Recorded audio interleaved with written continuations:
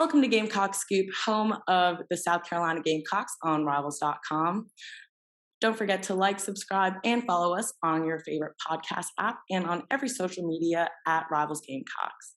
My name is Pauline Hendricks, host of our new series, The Short Sports Scoop, presented by GamecockScoop.com, an inside look at the newest student athletes as they get acclimated to life at USC.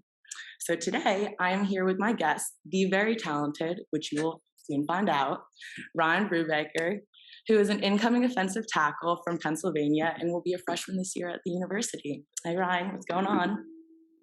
Not much. How are you? Doing pretty well. How was your day of being a student athlete here? Every day is a great day to be a Gamecock. Oh, to hear that. Tough workouts as usual, and started summer classes today. So, oh man, get into it. You're really a student athlete now. Finally, yes. I don't know if that's a good thing yet. We'll see. The verdict's still out. Okay. Ryan, as we know now, is an incoming freshman who will be playing for us, but many people do not know that you have played other sports. So in high school, I was a three-sport athlete. My parents really encouraged athletics and, really cited the benefits of, being involved, in team sports. And so I played football, obviously, in the fall, but in the winter, I was a swimmer. And in the spring, I was a thrower for the track team. So I was always been. Really? So you threw the shot put? Shot put, discus, even javelin. I wasn't very good at javelin especially, but yeah, I did all three. Cool. Wow, that is super cool. Okay, so because track and swimming are similar, how they have a bunch of different events, what was your favorite for each of them? For track, it was definitely discus. Discus is really a technical event, and it requires a lot of thinking. So I enjoyed that. Really kind of broke down my techniques all the time for that stuff. So I enjoyed that. And then for swimming, I would have to say the 50 free because, it's an all out. There's no, technique. There's no pacing. It's just all out, what do you have? Exactly. What do you have that the other guy doesn't? How are you going to get to the end before he does? I was a swimmer too, but I was a distance swimmer. So my event was actually the mile, which is the complete opposite. Yeah, no, I know. Ridiculous. But I did enjoy my little breaks at the 50 free because trust me, swimming 66 laps of a pool is not fun. No, it's not. You're right. It's not. No. So you said that discus was very technical. How did that help you when it came to football? Yeah. So discus is a lot about your footwork. It's a lot about body position. It's a lot about kind of having an awareness for, positions that your body's in. And, there's no direct translation of football, but just kind of having that mindfulness, of when you're throwing a discus, this heavy, for lack of a better term, frisbee, you're throwing it differently than a frisbee, but, it's not like throwing a paper airplane, it's 1.6K. It's pretty heavy. And so just kind of having that mindfulness and being able to watch film and watch yourself and break down what you're doing right, what you're doing wrong, and being able to apply that. There's kind of intangible qualities there that also transfer to football too. I have no experience in track and field, but I do know that swimming also keeps you in amazing shape. So if that translates over to anything. Now, high school off seasons were it was a grind. One of our courses in high school is a required junior class. It's like a health class, and one of the things that we did was we tracked our calorie intake and everything from big meals to snacks and all that stuff. And I estimated that I was somewhere between 8,000 and 9,000 calories a day, and I never gained weight. I didn't lose any weight, but between swimming, weightlifting, and then just your day-to-day gym class and other stuff like that, I was burning about 9,000 calories a day. I had a nutritionist when I was a swimmer too, through the team. Nowhere near as many calories as I had to. That is insane. Kind of segueing, we do have those types of programs with the football team here. Have you checked any of those out yet? Yeah, you bet. The nutrition people with Gamecock football are, you know, the best. Yeah.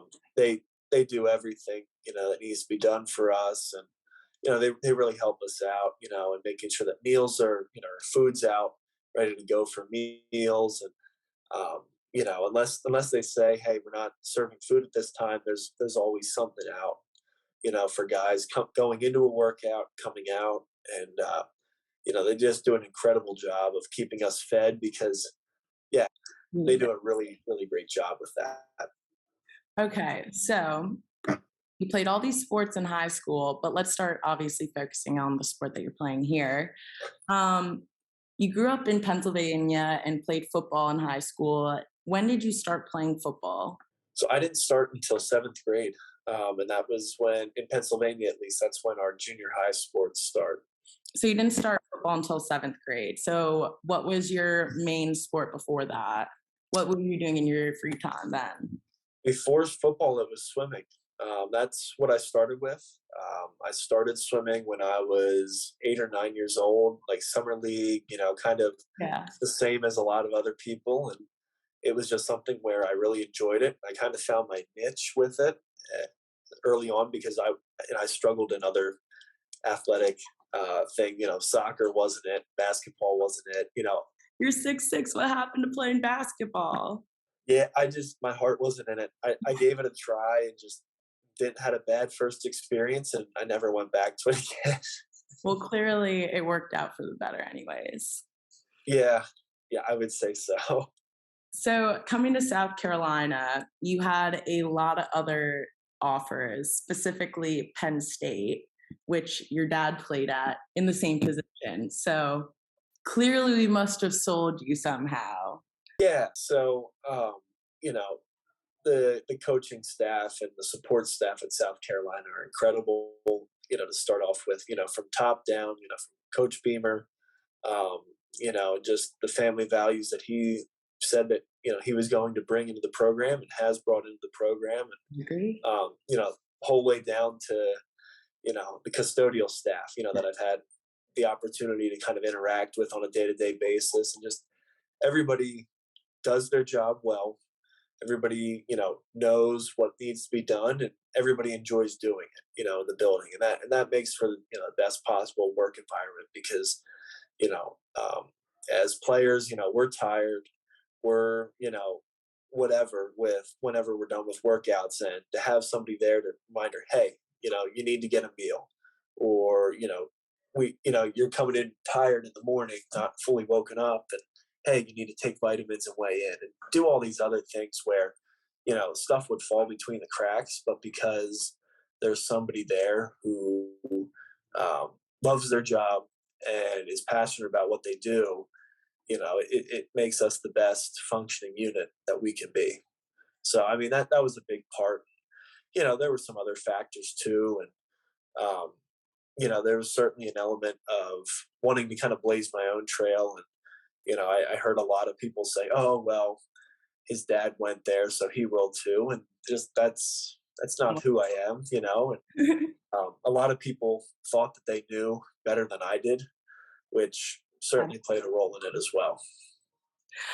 Okay, wow. That literally just made me smile. I love to hear that. So if you no, seriously, like, because that's one of my biggest things too, is that I love that Shane Beamer really said and laid out a whole plan saying, look, like I'm changing the environment that these players are like existing in every single day. And he truly has. And like I am a big proponent of the idea that athletes' mental health, like their headspace, is, I would say personally, more important than their actual physical condition that they're in.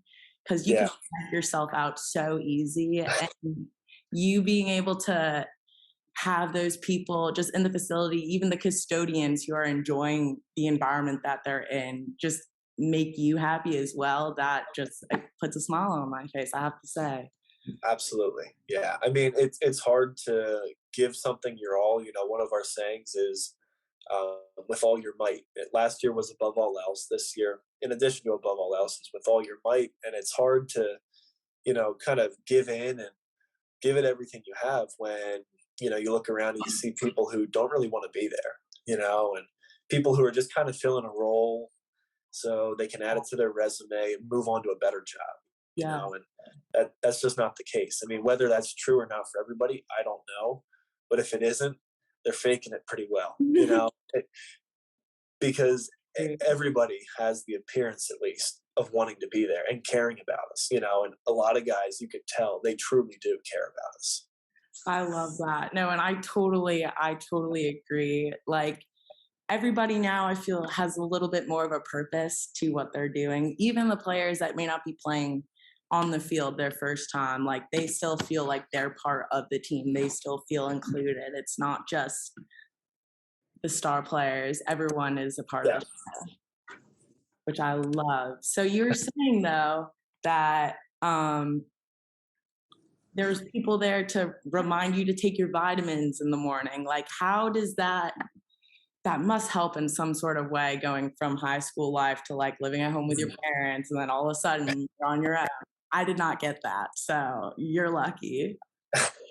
Yeah, absolutely. And I mean, part of it's also because they want to get the best that they can get out of me, and so there's an element of that. But outside of the football building, between the Doty Center and other things, you mentioned mental health and just different things that are offered for the student athletes here. It is really trying to make sure that everybody who wants to can float. Those who want to sink are going to sink, but those who want to make it, those who want to be here, the resources that are offered for that reason. So, Okay, y'all are football boys. It's understandable. sorry about that. Walls are paper thin here at 650. Oh, yeah. Oh, my Lord. Okay, so anywho, You can leave that in. I have some pretty funny bloopers from before of others, so I think that's great. But so I don't even remember. Okay, okay.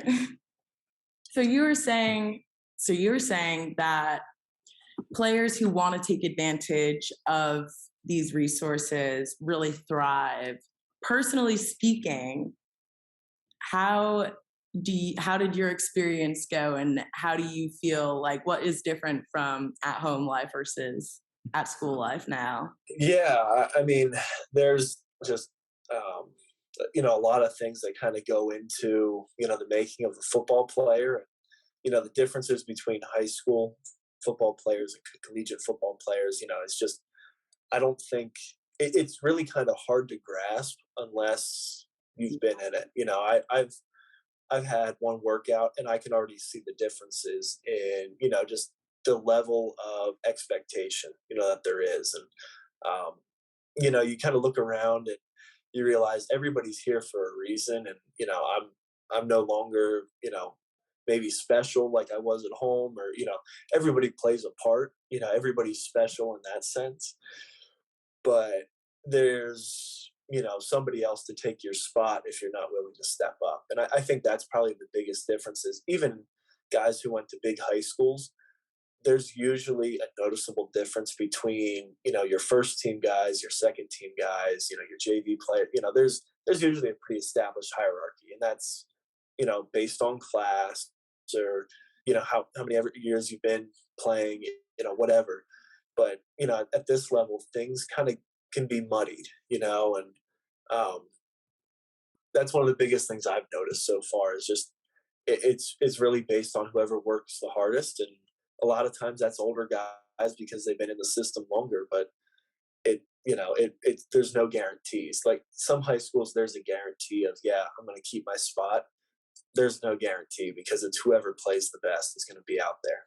You have to be on your A game 24 all the time. Oh, that's a lot of pressure. Are you It can be. Are you excited for the amount of pressure you're gonna see when you're on the field? Like, how are you gonna react to the amount of fans compared to at home in Pennsylvania?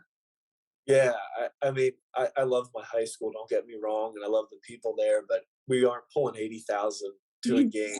Um, you know, so that's definitely a big difference. I don't think I've ever seen that many people, but the times that I was here for games. So, it's hard to say. I like to think that usually I'm a pretty cool customer, under pressure. It takes a lot to phase me. Really, for me, it's just kind of that fear of the unknown. But once I get over that, once I know what to expect, I'm able to kind of get into my groove and, um, do my job the way that it's supposed to be done. So I expect there to be some jitters, that first time running out of the tunnel, September 3rd at home, and, I did you that. know, stadium's packed and, families down and all that stuff. I expect that. Then again, whenever I get my chance to play, I expect there to be some jitters. But after those first few times, I think I'll be able to kind of just settle in, smooth out, and do my job like I've been trained to do. Like they say, it is a job. Okay. We're gonna go into a little bit more fun, lighthearted topics. So tell me about your moving in, how you're starting to get to know Columbia, the university, all that type of stuff. Yeah, so I moved in Tuesday. What was it? It was last Tuesday. I forget what day. The 14th, Tuesday the 14th. And so I've been here for almost a week now, and it doesn't feel like it's been that long. Like the days are just kind of flying and melting together, and it's kind of crazy to think that moving day was a full week ago. But fortunately, my family, we live 9 hours away, so we weren't down all the time. Some of my roommates live 2-3 hours, Although so I'm a little bit further than that. But we came down for a few games. We were down for the spring game.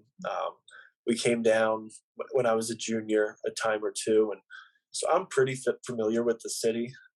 We stayed at a number of different hotels, so I saw different parts of the city every time we were here. And actually, in retrospect, I'm grateful for that because I know a lot of guys who still don't really know the city and still use Google Maps, and I'm pretty comfortable getting where I need to be within the confines of Columbia. So it's it hasn't been too big of a jump because the past few trips that we made down, I was trying to get a mental map of where I was and trying to figure out the layout of the city to help this stage when I have so many other things on my mind that I'm not thinking about. Wait, how do I get where I need to be?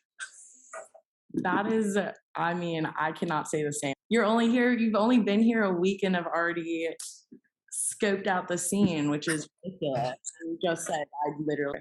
Are your parents gonna try to come down for every single home game? We're hoping to. I don't know how they're going to do it. The more power to them because you take the 9 hour drive and it's not bad the first time you do it, but I can't imagine doing it.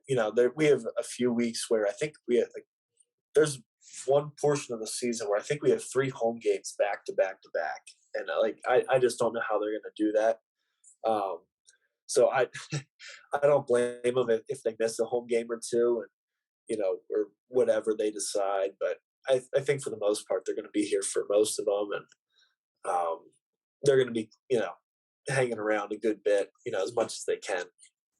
That's so cool that you're gonna be able to see them up in the stands like you were in high school. That's awesome. Yeah.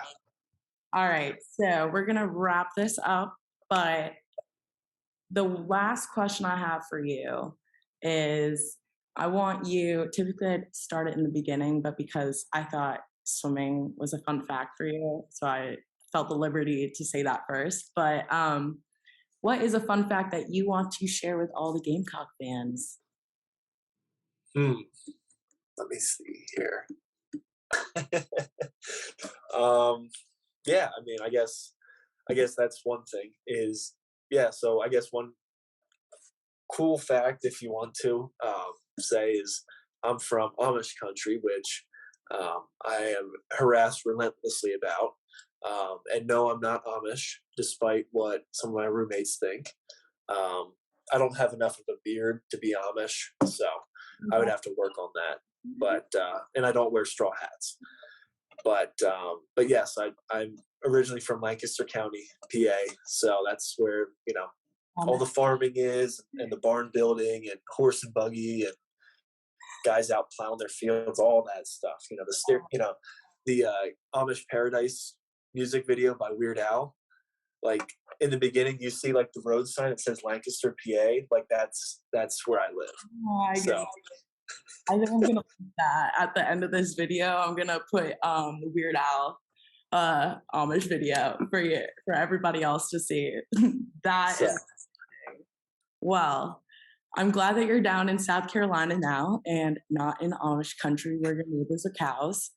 Um, Thank you for joining us. I loved being able to talk with you today. And everybody, this is Ryan Brubaker. all right, thanks y'all. Go Gamecocks. Yeah.